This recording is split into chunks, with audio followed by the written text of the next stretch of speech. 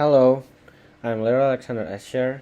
I am a student of Accounting Management Study Program from Class 1H. I am here because I will explain materials about cash control. Cash.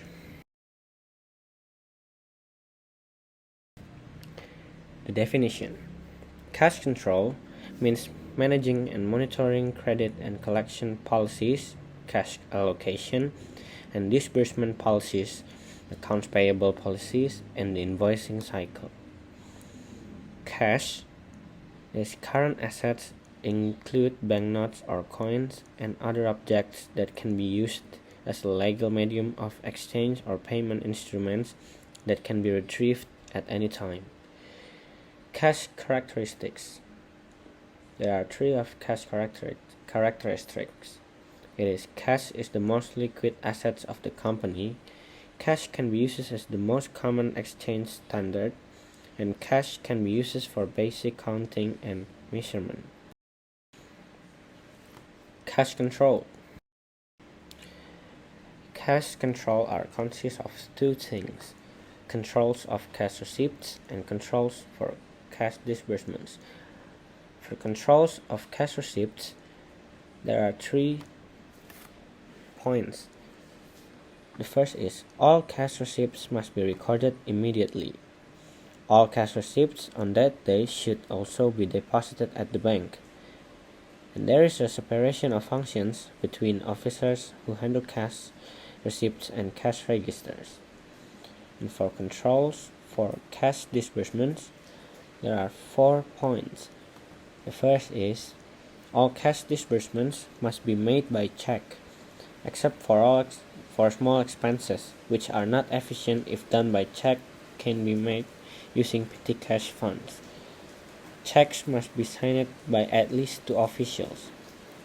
Cancelled examinations or typos must be ripped. Should be stamped in full for evidence and checks that have been issued. 2. How to control cash of a company. Given its characteristics, managing cash within the company requires serious attention to avoid misuse or diversion of cash. There are several things that need to be considered when managing cash, namely as follows.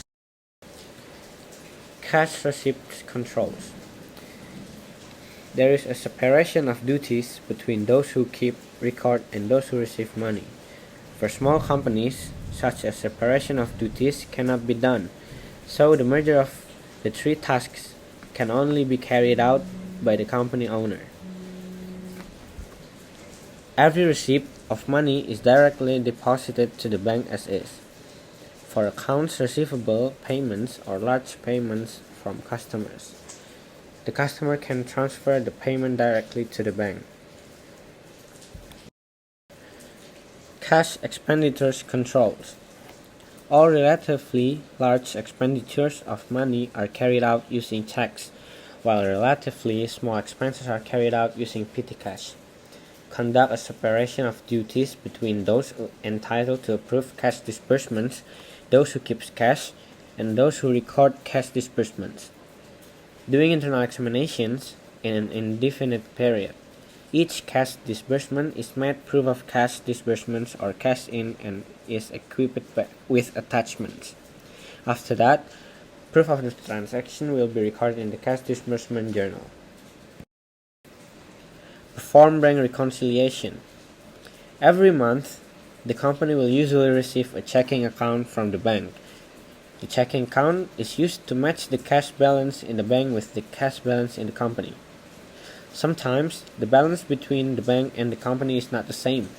It happens because there is a possibility when the company deposits money when the end of the month is still not recorded by the bank, but has been recorded by the company, as well as when the company makes payments via bank transfer. The bank has recorded it, but the company has not noted. This can make the company's cash balance different from the bank's cash balance. Cash flow planning. Cash flow planning can be done by making a cash budget for certain periods. For example, 1 year, 6 months, 3 months, or 1 month in the future.